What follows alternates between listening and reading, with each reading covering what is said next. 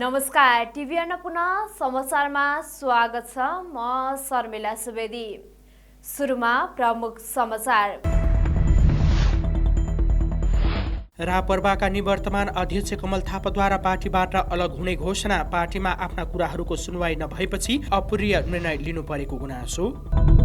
Visit visa प्रयोग गर्नेहरू अलपत्र पर्ने क्रम बढ्यो। सबै प्रक्रिया बुझेर मात्र वैदेशिक रोजगारमा जान श्रम मन्त्री कृष्ण कुमार श्रेष्ठको सुझाव। पछिल्लो 24 घण्टामा मुलुकभर थप 1957 जनामा कोरोना भाइरसको संक्रमण पुष्टि। 5103 संक्रमित निको हुँदा 11 जनाको ज्यान गयो। र सिरियाका कारागारमा रहेका बालबालिकाको अवस्था दयनीय बन्दै मानसिक र शारीरिक अवस्था चिन्ताजनक बनेको राष्ट्रसङ्घको भनाई। कमल थापाले राष्ट्रिय प्रजातन्त्र पार्टी राप्रपा परित्याग गरेका छन्। मंगलबार हेटौडामा पत्रकार सम्मेलन आयोजना गरेर उनले पार्टीबाट अलग हुने घोषणा गरेका हुन्।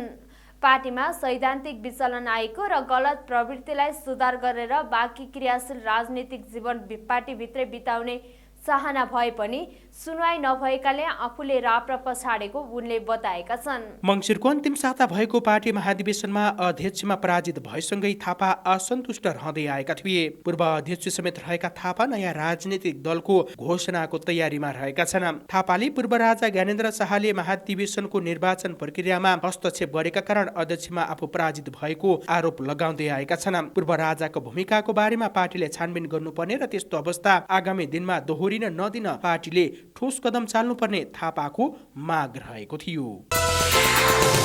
सरकारले मोरङका केही क्षेत्रलाई बर्ड फ्लू रोग प्रभावित क्षेत्र घोषणा गर्ने निर्णय गरेको छ। मन्त्री परिषदका निर्णय सार्वजनिक गर्न मंगलबार आयोजित पत्रकार सम्मेलनमा सरकारका प्रवक्ता ज्ञानेन्द्र बहादुर कार्कीले बर्ड फ्लू नियन्त्रण गर्न मोरङ विराटनगर महानगरपालिका 18 स्थित हिमालय कृषि फार्मलाई केन्द्रबिन्दु मानी बर्ड फ्लू रोग प्रभावित क्षेत्र घोषणा गर्ने निर्णय गरेको जानकारी दिएका छन्। त्यस्तै बैठकले धितोपत्र दर्ता तथा निष्कासन 5औं संशोधन नियमावली स्वीकृत गरेको छ भने राष्ट्रिय परिचय पत्र तथा पञ्जीकरण पहिलो संशोधन नियमावली स्वीकृत गरेको छ। मन्त्री परिषदले सिङ्गापुर, इटालीको रोम र रोमानियाको बुखारेस्टमा कार्यरत अवतैनिक नेपाली महावाणिज्य दूतको समय थप गर्ने निर्णय गरेको छ। त्यस्तै पुष्पलाल मध्य पहाडी राजमार्ग आयोजना कार्यालय अन्तर्गत गोर्खाको कार्यक्षेत्रमा पर्ने घटहराको राहत स्वरूप क्षतिपूर्ति दिन स्वीकृति दिने निर्णय गरिएको छ भने फेवातालको जलधार क्षेत्रलाई संरक्षित क्षेत्र घोषणा गर्ने राष्ट्रिय प्रसारण 11औं संशोधन नियमावली स्वीकृति गर्ने निर्णय गरिएको प्रवक्ता कार्कीले बताउनु भएको छ। पुष्पलाल मध्य पहाडी राजमार्ग आयोजना कार्यालय गोर्खाको कार्यक्षेत्रभित्र पर्ने नुवाकोटको जिल्लाको सडक सीमाभित्र परेका 3वटा घर टहराको राहत स्वरूप क्षतिपूर्ति उपलब्ध गराउन स्वीकृति प्रदान गर्ने, बाल अधिकार सम्बन्धी अन्तर्राष्ट्रिय महासन्धि 1989 को 6औं आवधिक प्रतिवेदन स्वीकृत गरी संयुक्त राष्ट्रसङ्घमा पेश गर्न अनुमति प्रदान गर्ने, 2078 फागुन 4 र 5 गते नर्वेमा भर्चुअल माध्यमबाट हुने दोस्रो ग्लोबल डिसेबिलिटी समिट GDS मा भाग लिन माननीय महिला, बालबालिका तथा ज्येष्ठ नागरिक मन्त्री उमा रेग्मी नेतृत्वको प्रतिनिधि मण्डललाई सहभागी हुन स्वीकृति दिए। प्रवक्ता कार्कीले रिपोर्ट र वास्तविकताको आधारमा चाँडै सरकारले चुनसङ्घको सीमा विवादबारे यथार्थ बाहिर ल्याउने बताएका छन्। उनले सीमा क्षेत्रमा कुनै समस्या आए कूटनैतिक ढङ्गले समाधान खोज्ने जिकिर समेत गरेका छन्। उपयुक्त समयमा यसको वास्तविकतालाई राम्रोसँगले अध्ययन गरेर सरकारले आधिकारिक धारणा सार्वजनिक गर्छ र हाम्रो सीमा चाहे भारतसँग होस् चाहे चीनसँग होस्, सीमामा कुनै समस्याहरू छन् भने ती समस्याहरूलाई हामी कूटनैतिक ढङ्गले समाधान गर्छौँ र यी समस्याहरू आउनुहुन्न र आउन नदिनका निमित्त सरकार सदैव प्रयत्नशील रहन्छ। मन्त्री परिषद बैठकले नसर्ने रोगको रोकथाम र नियन्त्रणका लागि बहुक्षेत्रीय कार्ययोजना स्वीकृत गर्ने निर्णय पनि गरेको छ। त्यस्तै सोमबारकै मन्त्री परिषद बैठकले स्थानीय तहको निर्वाचन आगामी वैशाख 30 गते एकै चरणमा गर्ने निर्णय समेत गरेको थियो। श्रम रोजगार तथा सामाजिक सुरक्षा मन्त्री कृष्ण कुमार श्रेष्ठले सबै प्रक्रिया बुझेर मात्र वैदेशिक रोजगारमा जान सुझाव दिएका छन्। मंगलबार सिंहदरबारमा युए गई अल्पत्र परेर नेपाल फर्काइएकाहरूसँगको छलफलका क्रममा मन्त्री श्रेष्ठले राज्यका विभिन्न निकाय र सम्बन्धित कम्पनीमा विषयमा बुझेर मात्र वैदेशिक रोजगारमा जान सुझाव दिएका हुन्। भिजिट भिसा प्रयोग गर्नेहरू अल्पत्र पर्ने क्रम बढेको भन्दै श्रम रोजगार तथा सामाजिक सुरक्षा मन्त्री कृष्ण कुमार श्रेष्ठले यस क्षेत्रमा देखिएको विकृतिलाई अन्त्य गर्ने प्रतिबद्धता जनाएका छन्। उनले युएईमा नै गएर नेपालीहरूले भोग्नु परेको समस्याका बारेमा जानकारी लिने जानकारी समेत दिएका छन्। उनले हजारौं नेपालीहरू अल्पत्र परेको सूचना आएको भन्दै यस विषयमा मन्त्रालय गम्भीर रहेको बताएका छन्। भिजिट भिसाको नाममा हामी सोझा साझा नेपाली बेरोजगार भाइ बहिनीहरू जान भएन, फस्न भएन। यो एउटा राम्रो पाठ पनि भएको छ। किन भन्दा भिजिट भिसामा गएर काम पाइएन भन्नु आफैमा यो राम्रो मानिँदैन। तापनि मैले अघि नै भनिसकेँ, विभिन्न प्रलोभनमा ललाई फकाई भनौँ न बाध्यकारी जुन चाहिँ नि यहाँ नेपालमा बेरोजगारी भइसकेपछि विभिन्न प्रलोभनमा परेर जानुभएका भाइहरूलाई सकुशल अब नेपाल आउनुभयो र हाम्रो प्रयास एक हदसम्म केही रूपमा सफल भएको छ। तर हजारौं तपाईहरु जस्ता भाइ बहिनीहरू अल्पत्र परेको अवस्था छ। त्यसकारणले आउने हप्ता म आफै दुबई जाँदैछु। छलफलका क्रममा युएईबाट फर्केका पीडितहरूले म्यानपावरलाई भने बमोजिममा पैसा दिँदा पनि आफूहरूलाई अल्पत्र पारेको गुनासो गरेका थिए। युएईमा निकै कष्टकर रूपमा आफूहरूलाई राखिएको उनीहरूले बताए। उनीहरूले आफूहरूलाई अल्पत्र पार्ने म्यानपावरलाई कडा कारबाही गर्न माग समेत गरेका छन्। टोखा स्थित ट्रिपल स्टार इम्प्लोइमेन्ट प्रणालीबाट पर्यटन भिसामा युएई गई अल्पत्र परेका 8 जनालाई उद्धार गरी नेपाल ल्याइएको हो। युएईको ग्लोबल सेक्युरिटी कम्पनीमा रोजगारी लगाइदिने भन्दै 12 जना नेपालीलाई 7,50,000 का दरले रकम लिएर युएई पठाई अल्पत्र पारेको उजुरीका आधारमा म्यानपावरका सञ्चालक भीम गुरुङलाई मन्त्रालयले गठन गरेको मार्शल टोलीले पक्राउ समेत गरिसकेको छ। कर्णाली प्रदेशको मन्त्री परिषद विस्तार गर्दा समावेशी नगरिएको भन्दै उच्च अदालतमा रिट परेको छ।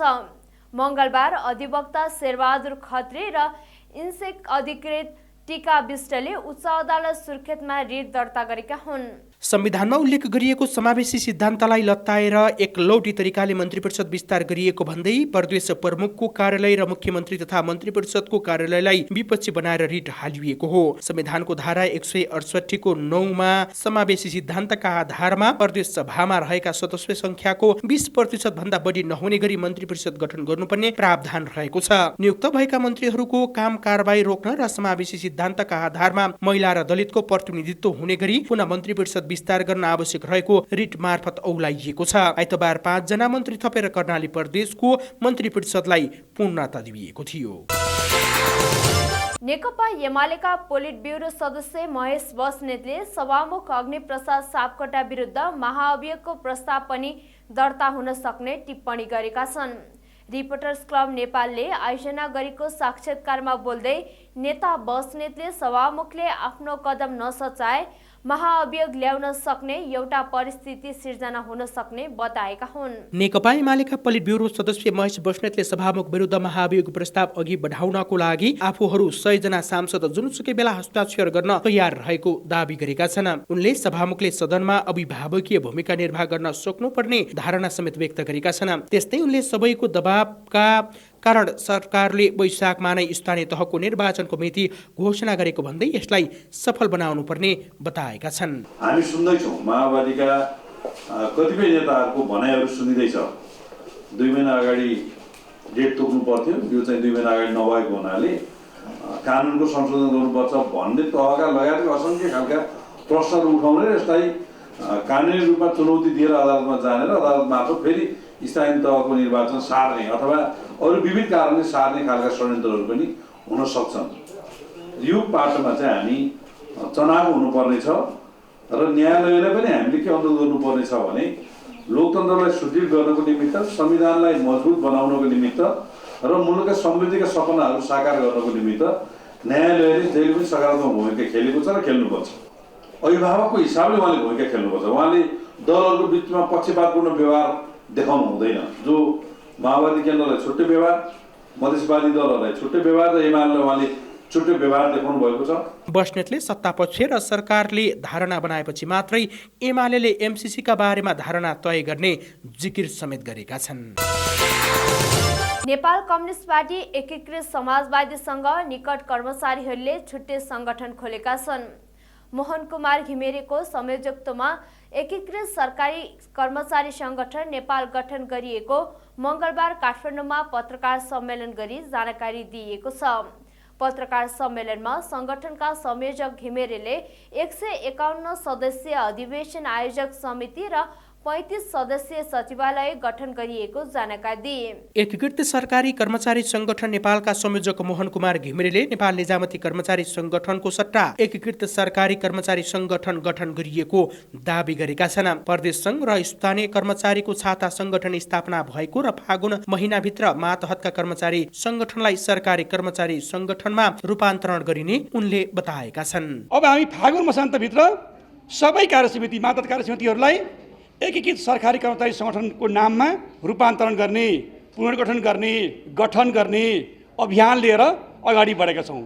त्यसै गरी हामीले संगठन विघटन गरिसक्यौँ। अब नयाँ दर्ता गर्नुपर्छ भनेर श्रम तथा व्यवसाय जन सुरक्षा विभागमा निजामती सेवा ऐन, ट्रेड युनियन ऐन अनुसार दर्ता प्रक्रिया अवलम्बन गर्नका लागि सबै कार्यसमिति, सबै सङ्गठक मित्रहरूलाई त्यो आवश्यक हस्ताक्षर फारम विकास गरेर पठाइएको छ। त्यो हस्ताक्षर फारममा कानुन बमोजिम हस्ताक्षर सङ्कलन गरी श्रम विभागमा दर्ता गर्ने क्रम पनि यही अभियानसँग जोडेर अगाडि बढिरहेका छौँ। तसर्थ हामी अब एकीकृत सरकारी कर्मचारी सङ्गठनको नामबाट निजामती क्षेत्रको ट्रेड युनियनको मूल प्रवाह, ट्रेड युनियन आन्दोलनको मूल प्रवाह, निजामती शब्दलाई सरकारी परिवर्तन गरेर स्थानीय प्रदेश सङ्घ तीनटै तहका सबै सेवा समूहका अस्थायी ज्यादारी करारका सबै गुनासाहरू सम्बोधन गर्ने र हाम्रा वृत्ति विकासका, सामाजिक सुरक्षाका मात्र होइन, नागरिक समुदायका जनसरोकारका विषयवस्तुलाई समेत सम्बोधन गर्ने गरी ट्रेड युनियन आन्दोलनको मूल प्रवाह बन्ने प्रतिबद्धतासहित क्रियाशील रहेका छौँ। संगठनले ट्रेड युनियनभित्र देखिएको अर्थवाद, अवसरवाद र अराजकतावादको अन्त्य गर्दै एकीकृत ट्रेड युनियनको अवधारणा अवलम्बन गर्न माग गर्ने निष्कर्ष निकालेको जनाएको छ। नेपालमा थप 1957 जनामा कोरोना संक्रमण पुष्टि भएको छ। देशभर गरिएको 8587 पीसीआर परीक्षणका क्रममा 1184 जना र 4105 एन्टिजेन परीक्षणका क्रममा 773 जनामा कोरोना पुष्टि भएको स्वास्थ्य तथा जनसङ्ख्या मन्त्रालयले जनाएको छ। त्यस्तै कोरोनाका कारण थप 11 जनाको मृत्यु भएको छ भने हालसम्म नेपालमा 11838 जनाले कोरोनाका कारण ज्यान गुमाएका छन्। त्यस्तै थप 5103 संक्रमित कोरोना मुक्त हुँदा अहिलेसम्म नेपालमा 9,20,592 जनाले कोरोना जितेका छन्। हाल नेपालमा 36,181 सक्रिय संक्रमित आइसोलेसन र 140 जना क्वारेन्टिनमा रहेको मन्त्रालयले जनाएको छ। आइसिसी पुरुष टी20 विश्वकप अन्तर्गतको ग्लोबल छनौट एमा सहभागिता जनाउन नेपाली राष्ट्रिय क्रिकेट टोली मंगलबार ओमान प्रस्थान गरेका छन्। विश्वकपमा छनौट हुने लक्ष्य बोकेको नेपाली टोली मंगलबार दिउँसो ओमान प्रस्थान गरेको हो। ग्लोबल छनौट एमा नेपाल सहित आयोजक ओमान सहित Philippines, Canada, UAE, Bahrain, island र जर्मनी रहेका छन्। कोरोना संक्रमण जोखिमका कारण नेपाल क्रिकेट संघ क्यानले भर्चुअल माध्यमद्वारा बिहान विदाई कार्यक्रम आयोजना गरेको थियो। फेब्रुअरी 18 देखि 24 तारिकसम्म हुने ग्लोबल छनौटका लागि नेपाल सहित आयोजक Oman, Philippines, Canada, UAE, Bahrain, Ireland र जर्मनी बीच खेल हुने भएको छ। छनौट खेल अन्तर्गत समूह ए मा नेपाल, क्यानाडा, फिलिपिन्स र ओमान रहेका छन् भने समूह बी मा युएई, बहराइन, आयरल्यान्ड र जर्मनी रहेका छन्। छनौट अघि नेपालले ओमानमा 4 देशीय टी20 सिरिज खेल्ने तालिका समेत रहेको भएको छ। सिरिजमा नेपाल सहित आयरल्यान्ड, युए र ओमान रहेका छन्। यस्तै नेपालले विश्वकप लिग 2 अन्तर्गत युएमा त्रिदेशीय क्रिकेट श्रृङ्खला खेल्ने भएको छ। आइसिसी क्रिकेट र विश्वकप लिग 2 अन्तर्गत युएले त्रिदेशीय एक दिवसीय श्रृङ्खला आयोजना गर्ने भएको हो। यो श्रृङ्खला मार्चको तेस्रो हप्ता गर्ने तयारी रहेको छ। त्रिदेशीय श्रृङ्खलाको तालिका भने सार्वजनिक हुन बाँकी छ, तर पपुवा न्युगिनी, नेपाल र युए बीच हुने भनिएको छ। सिरियाका कारागारमा रहेका बालबालिकाको अवस्था दयनीय बन्दै गएको संयुक्त राष्ट्र सङ्घले जनाएको छ। अमेरिका समर्थित कुर्द लडाकु र विद्रोही समूह आइएसआइएल बीचको सङ्घर्षका क्रममा कारागारमा राखिएका बालबालिकाको मानसिक र शारीरिक अवस्था चिन्ताजनक बनेको राष्ट्रसङ्घको प्रतिवेदनमा उल्लेख छ। राष्ट्रसङ्घीय बाल कोष युनिसेफले सिरियाको उत्तर पूर्वी क्षेत्रमा जोखिममा परेका बालबालिकाको हेरचाह र सहयोगका लागि आफू तयार रहेको जनाएको छ। साथै त्यसका लागि वातावरण मिलाइदिन पनि अपिल गरेको छ। युनिसेफका प्रतिनिधिले हालै बालबालिकालाई राखिएका कारागारको भ्रमण गरी उनीहरूको अवस्थाबारे संयुक्त राष्ट्रसङ्घलाई जानकारी गराएका थिए। टिभीएन पुनः समाचार अहिलेलाई यति नै। टिभीएन पुनः तपाईले हाम्रो वेब पेज tvnpunah.com सँगै फेसबुक, ट्विटर, युट्युब तथा मोबाइलमा टिभीएन पुनः एप अनि विन्डोज मार्फत आफ्नो टेलिभिजन सेटमा समेत हेर्न सक्नुहुनेछ। पल पलको अपडेटका लागि तपाईँ नेपालकै पहिलो अनलाइन टेलिभिजन टिभीएन पुनः हेर्दै गर्नुहोला। नमस्कार।